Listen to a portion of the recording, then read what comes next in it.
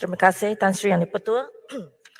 Saya ingin mengucapkan tahniah kepada Yang di-Pertua Dewan Rakyat Tan Sri Johari Abdul atas pengurniaan darjah kebesaran Panglima Setia Mahkota. Tahniah Tan Sri Yang di-Pertua.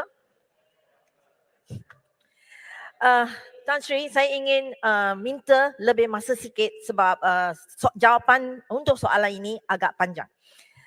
Untuk makluman ahli yang berhormat, susulan pemansuhan pentafsiran tingkatan 3 PT3 mulai tahun 2022, Kementerian Pendidikan Malaysia memberi tumpuan kepada permekasaan pentafsiran berasaskan sekolah PBS melibatkan komponen pentafsiran bilik darjah PBD, pentafsiran aktiviti jasmani, sukan dan kurikulum PAJSK serta pentafsiran psikometrik PPSI.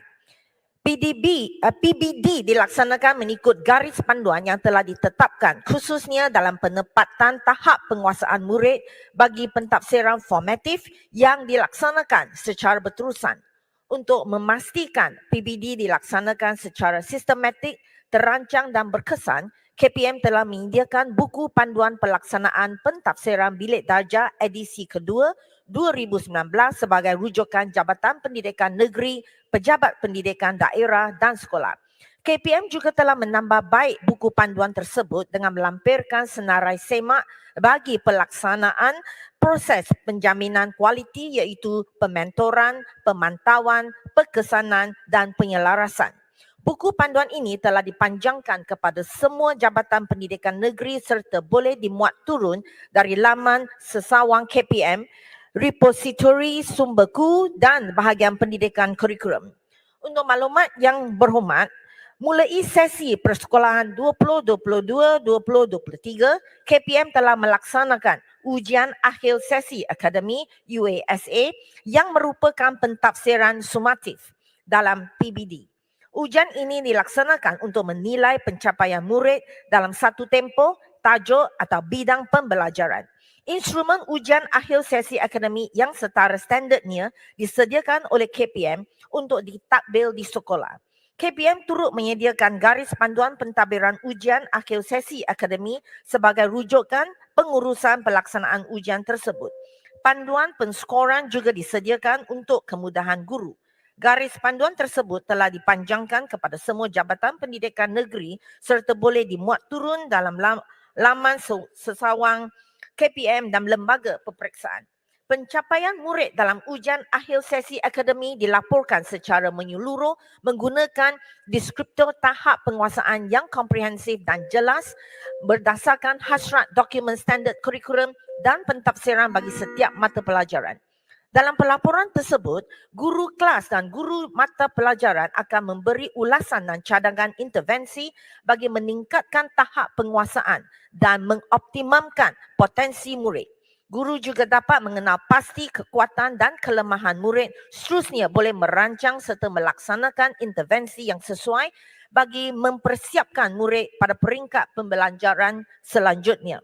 Selain itu, perkembangan murid dalam aspek sukan, kurikulum, nilai murni, minat dan kecenderungan serta pembentukan sasial turut diperkukuh melalui komponen PAJSK dan PPSI.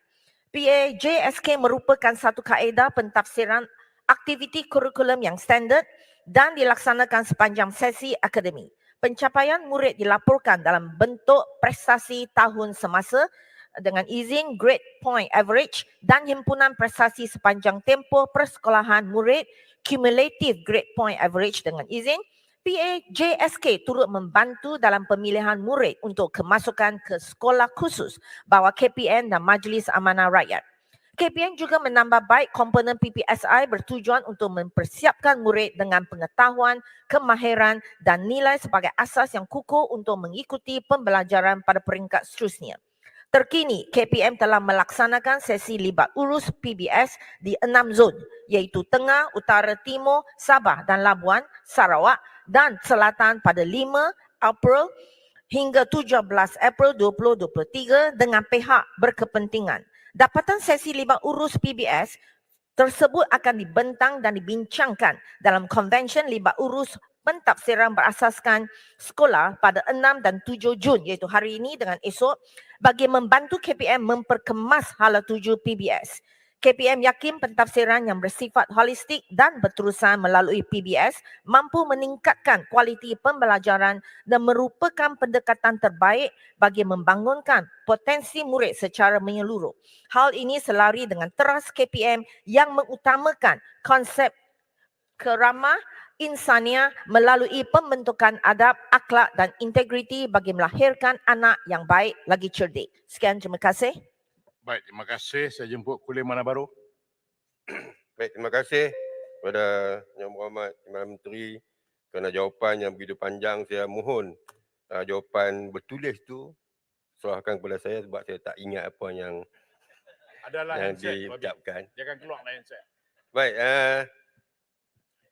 soalan saya tambahan Yang Berhormat, kenapa keputusan PBD tidak menjadi merit untuk kita gunakan kepada pelajar untuk kemasukan ke sekolah SBB, SBP ataupun ke sekolah selama penuh ataupun SMKA, dan pelajar-pelajar Darjah 6 ni terpaksa juga menghadapi satu peperiksaan lagi, iaitu peperiksaan PKSK, iaitu pentafsiran kemasukan sekolah khusus. Dan setelah mendapat keputusan yang cemerlang daripada PKSK ni, barulah mereka ni dipilih. Kenapa PBD tadi tak menjadi merit untuk kemasukan dalam KK dan menyebabkan akhirnya kemasukan ke sekolah berasrama penuh ni menjadi lewat daripada sekolah harian. Dan juga saya nak bertanya kenapa keputusan sekolah berasrama penuh tidak selaras dengan keputusan kemasukan dalam MRSM, menyebabkan pelajar-pelajar ni mendapat 2 kali tawaran ke sekolah. Mulanya dia masuk ke sekolah asrama penuh, mungkin sebulan 2 bulan dia dapat pula ke MRSM, dan persiapan awal ke sekolah asrama penuh tu dah habis dah duit, terutamanya bagi keluarganya miskin.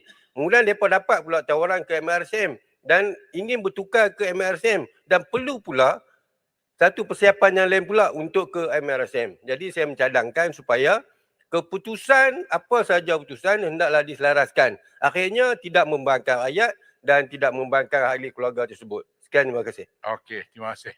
Silakan Menteri. Terima kasih Tan Sri Dipertua, terima kasih Yang Berhormat. Berkenaan dengan isu yang dibangkitkan oleh Yang Berhormat, saya akan mendapatkan fakta yang sepenuhnya berapa jumlah yang terlibat, sebab UASA ini dilaksanakan kali pertama tahun lepas. Jadi kami memang dalam sesi libat urus ini yang akan melibatkan ibu bapa, guru besar dan banyak pihak. Kami akan dengan teliti akan merancang semula, bukan merancang semula, akan memantau dan mentafsirkan sama ada bagaimana nak menambah baikkan lagi progres dan proses UASA ini dengan pentafsiran bilik darjah. Terima kasih. Baik, saya jemput Rasah. Terima kasih Tan Sri Yang Dipertua. Tahniah kepada Tan Sri Speaker atas penggunaan pingat yang membawa gelaran Tan Sri. Terima kasih atas peluang yang diberikan.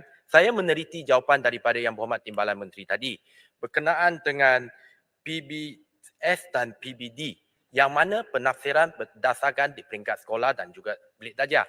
Cuma persoalan saya di sini adalah pentafsiran ataupun penilaian dilakukan di akhir ataupun di hujung sesi. Jadi kalau itulah cara dia, apa beza kalau nak dibandingkan dengan PT3 yang telah dimansuhkan tersebut? Sebab kedua-duanya berdasarkan penilaian di hujung sesi akademik. Itu soalan saya Yang Berhormat Timbalan Menteri. Dan yang kedua saya nak tanya, adakah KPM ada membuat apa-apa kajian untuk mengembalikan semula PT3? Sebab soalan yang berkaitan. Terima kasih Tan Sri Speaker. Silakan, Menteri.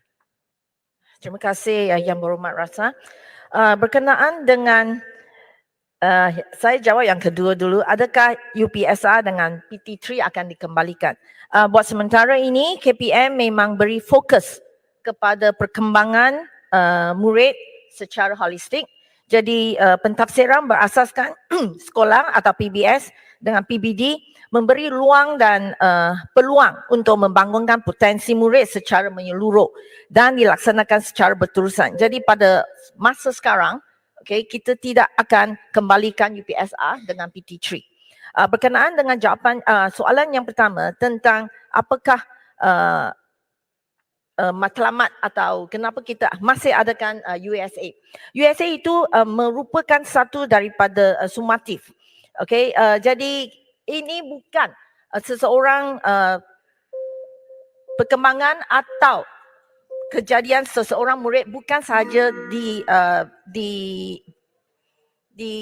value atau berdasarkan UASA. Kita akan bersama-sama dengan UASA dengan yang sepanjang tahun dalam pentafsiran bilik darjah itu kita akan mengambil satu formula atau satu pendekatan di mana bagaimana boleh dengan ini boleh lagi menambahkan baik potensi seseorang murid itu. Baik, Terima terima kasih. kasih. Saya jemput Tuan Roy.